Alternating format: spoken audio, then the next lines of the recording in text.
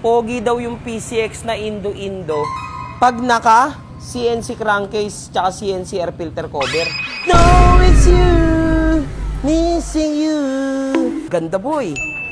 Gusto nyo ba i-reveal ko na yung nagme-message sa akin? Kasi yung nagme-message sa akin, pansin ko, puro gastos yung Guys, 1 week pa lang si Pexi 1 week pa lang. Mas marami pa yung na-setup kesa sa tinakbo. Hindi pa rin natin nabibreak in yung motor natin.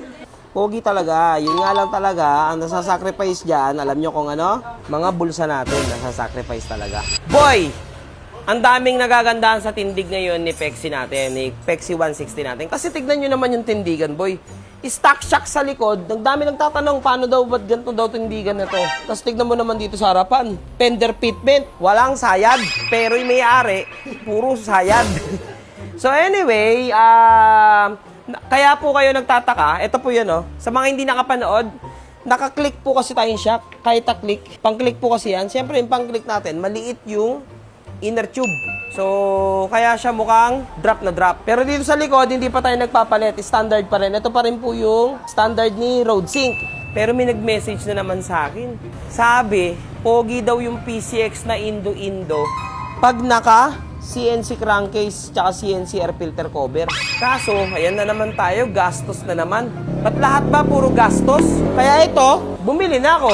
Ito na. Bumili na ako. Anyway, gusto ko na rin muna isingit, dito sa shop natin sa BCK Garage, kayo kahit mga naka-Honda Click kayo, NMAX, pwede. Meron tayong mga crankcase air filter. Ito, pakita ko na lang. So ito, crankcase. Tapos meron din tayong mga stock. Tapos meron tayong mga CNC pang Click, pang NMAX, pang PCX, NMAX Aerox. Lahat yan po pwedeng i-add swap. Okay, i-add swap yung mga luma yung crankcase, gawin nating CNC. Pero balik tayo dito kay Pexi. Ito nga, napagastos na naman ako. Boy, tingnan mo, crank air filter. No, it's you, missing you. Babusi, balabababalo, tabusi, balabababalo. PC Tech, isa sa pinaka-quality CNC na affordable, na talagang pasok na pasok sa budget, pero siguradong titindig ang motor mo. Ayan. So, yung crankcase. Tapos ngayon, syempre naka-purple mugs tayo. Ito yung ating No, it's you, missing you. Ganda boy. Okay? Okay. Gusto nyo ba i-reveal ko na yung nagme-message sa akin? Kasi yung nagme-message sa akin, pansin ko, puro gastos yung Guys, 1 week pa lang si Pexi 1 week pa lang. Mas marami pa yung na-setup kesa sa tinakbo. Hindi pa rin natin nabibreak in yung motor natin. So, wala na hulog. Oh, hindi kaya ako binato sa'yo. Kabit na natin. Kabit na natin. So, para wag na natin patagalin, para hindi na ito magal-tagal. Kasi medyo marami na naman tayong customer. Puno na naman sa ating shop. Maraming salamat po sa lahat ng sumusuporta sa BCK Garage. Soon, abangan nyo yung Manila branch natin. So, babaklasin na natin to dito. Kita nyo naman kung gaano ka-fresh si Pexi. Pati air filter natin, wala pang kadumi-dumi. Aro! Ayun na, kakabit na. Kakabit na. Plug and play lang yan. Basta kay PC Tech, plug and play. Ay, parang kahit wag na akong gumastos dito, parang ang pogi na rin kahit ganito lang. O, wag na tayo mag-crankcase para makatipid naman ako. Pogi, no, boy? Ganyan lang, malinis ng tignan, no? Parang hindi na tayo gumastos. Sa mga magko-comment na sabi nila daw, pag naka-CNC ka ng air filter, hindi daw nakakahinga o sakal yung makina. Depende po kasi sa crankcase yun. Si PC Tech kasi, yan, si PC Tech, ayun, no? May butas siya dito sa gilid. So, may hingahan pa rin.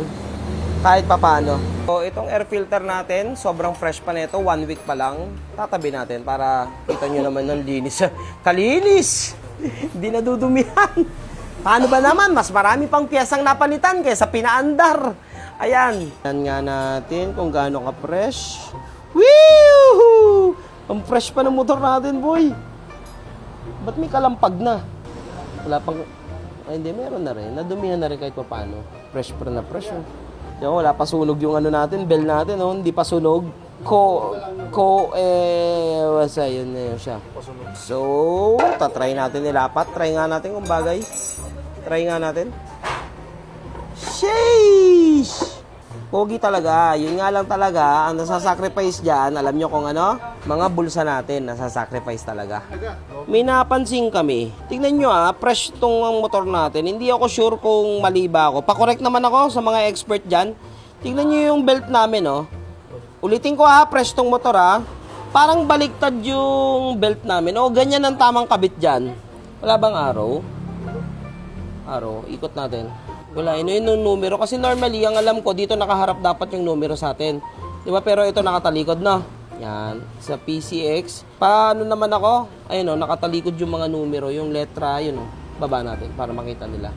Ayun nakaharap doon sa kabila.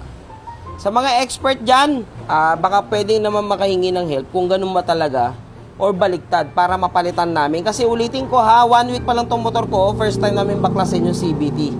Para sure lang. Checking kung may mga sumasayad. Normally kasi pag mga aftermarket, may mga sumasayad. Para sure lang, sinilip muna namin na yan. Kinabit muna namin nang wala itong mga cover na to.